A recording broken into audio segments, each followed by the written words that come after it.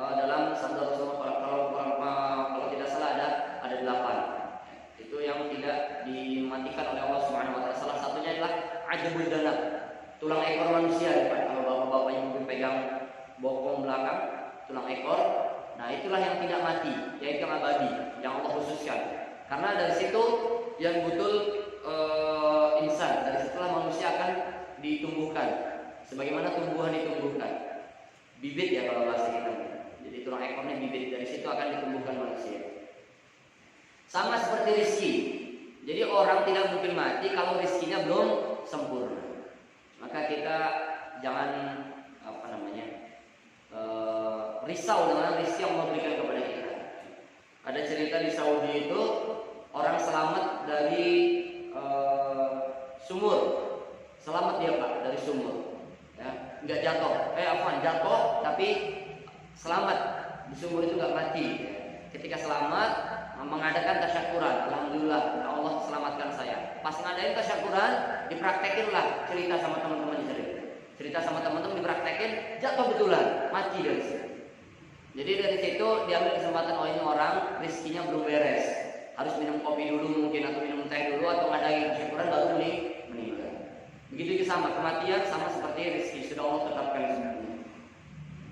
Baik, yang pertama masyarakat muslimin memandikan. Memandikan ini simpelnya Pak ya Bu ya, itu seperti mandi janabah. Mandi janabah itu kan yang pertama cuci tangan, ya, kemudian apalagi mencuci kemaluan, kemudian berwudu, kemudian mencuci rambut, lalu membasuh air ke seluruh tubuh. Itu simpelnya kayak gitu. Memandikan mayit pun sama, kurang lebih. Yang beda hanya alat-alatnya saja. Itu memandikan. Hukumnya fardu kifayah. Fardu kifayah ini dilakukan berarti cukup untuk sebagian. Kalau sudah ada yang melakukan, maka kewajibannya gugur untuk sebagian yang lain. Tapi kalau tidak ada yang memandikan, maka semua akan mendapatkan dosa. Jadi kita berterima kasih kalau ada saudara-saudara kita yang memandikan mayat. Dosa kita gugur secara tidak langsung. Di Kaujon misalkan, ada yang meninggal, tidak ada yang memandikan, semua ahlu Kaujon ya, yang tinggal di Kaujon akan mendapatkan dosa. Tapi kalau ada yang memandikan 1-2 orang, insya Allah selesai, gugur kewajibannya. Yang pertama, insya Allah nanti ada praktek. Saya bawa kain kafan sedikit Pak. Insya Allah di akhir akan ada praktek. Saya udah minta jadi model juga Ahmad Amir ya, insya Allah siap jadi model. Nanti ada sedikit praktek, makanya kita singkat saja ini. Pertama,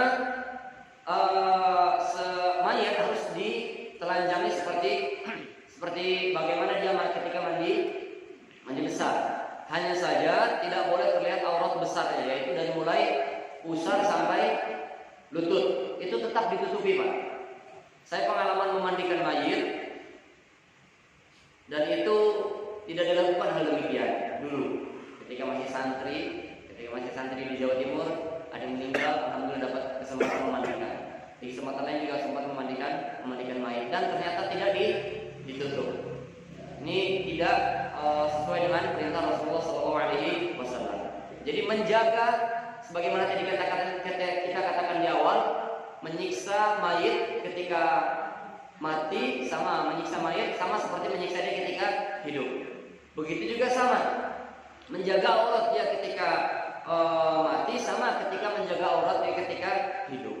Maka ditutup pakai kain, handuk atau apalah yang ukurannya itu seperti dari pusar sampai lutut, jadi ditutup. Nah, ini dari Rasulullah SAW. Para sahabat berkata, wallahi ma nadri nujahidu Rasulullah SAW kama nujahidu mautana amla. Jadi Rasulullah ketika dimandikan itu, Rasulullah ini ketika meninggal tidak langsung diurus jenazahnya, karena para sahabat ketika itu bingung memilih khalifah, siapa yang akan menjadikan khalifah. Kalau nggak salah sampai 3 hari mundur pengurusan jenazah Rasulullah ini. Jadi para sahabat bingung mengurus khalifah siapa, sampai saat akhirnya terpilih Abu Bakar radhiyallahu anhu.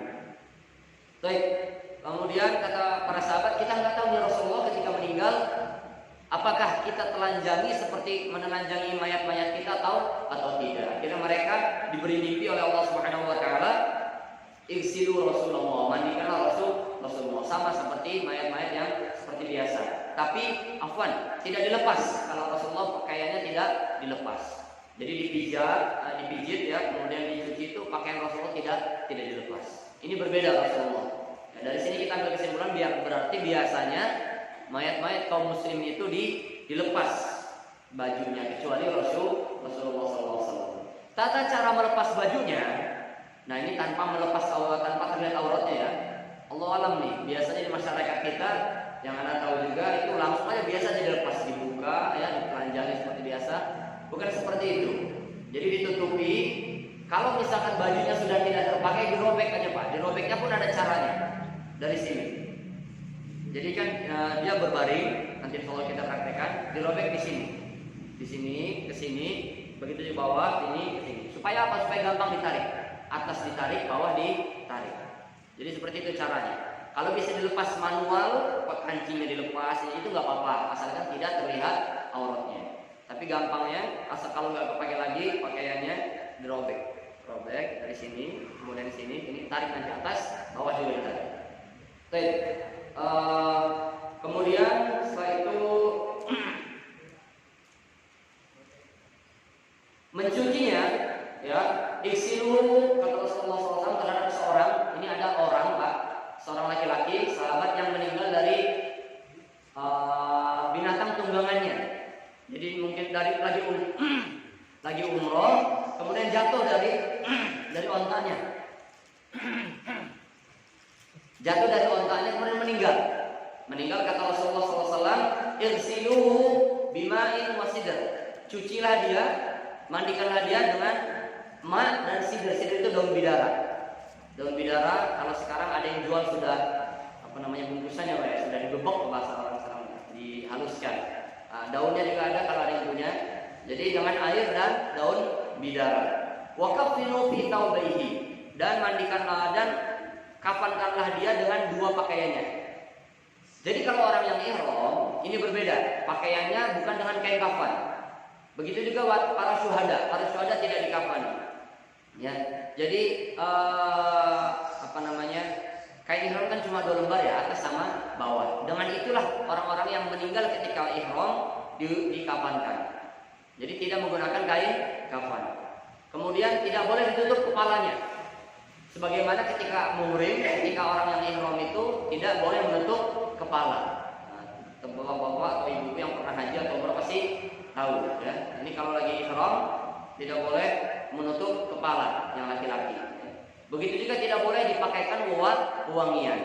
Karena kata Rasulullah SAW, "Fainahu yub'ats mulabbiyan." Dia nanti dalam akhirat akan dibangkitkan bertalbiyah.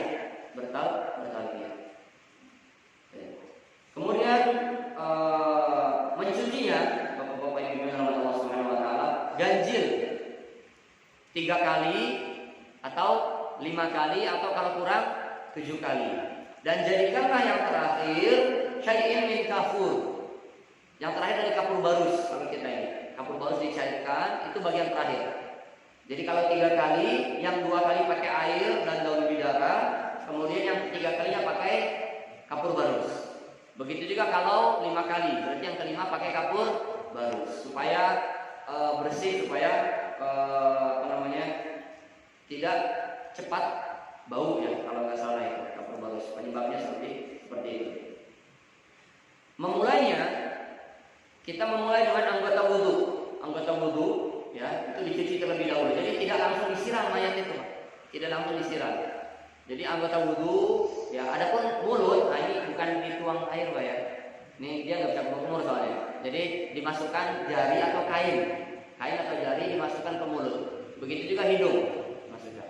Soalnya kalau dimasukkan air nggak keluar lagi karena dia tidak bisa kumur. Begitu juga hidung, tidak istinsyak. Nggak dimasukkan air kemudian keluar sendiri ya, tapi dimasukkan pakai jari atau pakai kain. Ya, sisanya seperti biasa, rambut, telinga, ya, sampai kaki. Itu. Karena begitulah pesan Rasulullah kepada putri beliau ketika meninggal. Allah Taala punya putri beliau siapa namanya? Saya tidak tahu juga, karena tidak disebutkan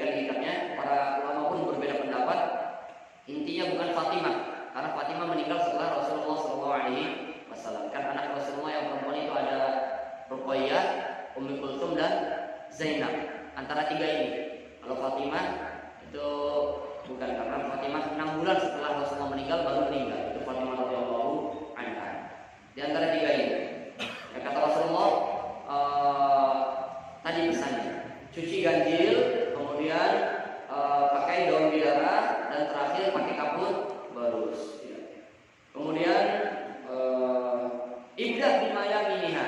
Setelah itu, setelah dicuci pakai wudhu, ya, anggota wudhunya, cuci bagian seluruh tubuhnya, tapi mulai dengan yang kanan, bagian kanan Pak. Tangan kanan dulu, ya. Kemudian kaki kanan dulu, selesai kanan semua baru pindah ke kiri. Dan ketika mencuci tidak membuka aurat, sekali lagi. Aurat ini sampai dipakaikan kafan tidak dibuka. Jadi kain yang menutup aurat dari pusar sampai lutut itu tidak dibuka sampai dia memakai kain kafan. Sampai dia dipakaikan, bukan memakai, ya nggak bisa pakai sendiri. Sampai dia dipakaikan kain kafan, ya. Itu tidak dibuka. Terus dicuci. Jadi ketika mencuci kubul dan dubur, ya, bagian depan dan bagian belakang pun tidak membuka handuk atau apapun itu yang menutup kelamin si mayit. Ya, jadi dicuci. Boleh menggunakan kain. Ya. Baik. Kemudian ini ada sunnah Rasulullah SAW, walaupun hadisnya diselisihkan, tapi hadis ini dihasankan oleh Abu Daud rahimahullah. Man ghassala mayyitan falyaghtasil wa man hamalahu falyatawadda. Barang siapa yang memandikan mayit, maka hendaklah dia mandi besar, mandi janabah. Ini sunnah. Jadi teman-teman jemaah, bapak-bapak, ibu-ibu yang dirahmati Allah Subhanahu wa taala, kalau setelah memandikan mayit disunahkan untuk mandi besar. Wa man hamalahu falyatawadda. Dan barang siapa yang membawa mayit, maka disunahkan untuk berwudu. Disunahkan untuk berwudu. Ya. Baik. Ini banyak tentang memandikan. Jadi seperti itu. Yang pertama memilih tempat yang tertutup, ya, tidak di tempat umum, ya. Kalau ada tempat khusus memandikan mayit itu enak, ya. Tidak kalau di masyarakat, ya, di sebagian itu cuma ditutup kain coklat-coklat itu. Kain apa? Genting ya, itulah. Pokoknya kain itu, kemudian siapapun bisa melihat. Nah, ini tidak sesuai sunnah Rasulullah SAW. Jadi mayat ini bukan tontonan. Mayat ini bukan tontonan. Jadi enggak sembarang orang boleh melihat. Jadi di ruang tertutup bagus, ya, atau di tempat terbuka cuma ditutup supaya tidak boleh dilihat. Dan yang memandikan harus orang-orang yang paham, ya, juga tidak jadi tontonan. Kemudian melepaskan pakaian tadi sudah kita bahas, auratnya tapi tidak terbuka. Kemudian ketinggalan.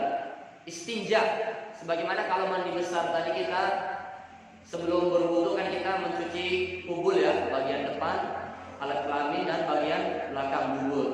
Begitu juga ketika memandikan mayit. Jadi sebelum diwudukan didirikan terlebih dahulu sedikit, didudukan, agak dimiringkan, dipijit perutnya. Dipijit perutnya pelan-pelan saja, tidak usah kencang-kencang, supaya isi perutnya itu keluar. Sudah keluar dibersihkan, ya, menggunakan kain tadi. Nah, setelah itu baru melakukan berwudu seperti wudunya sholat. Kemudian berbarus, sudah sampai situ Pak, ya. Jadi yang terakhir disunahkan mandi untuk orang yang memandikan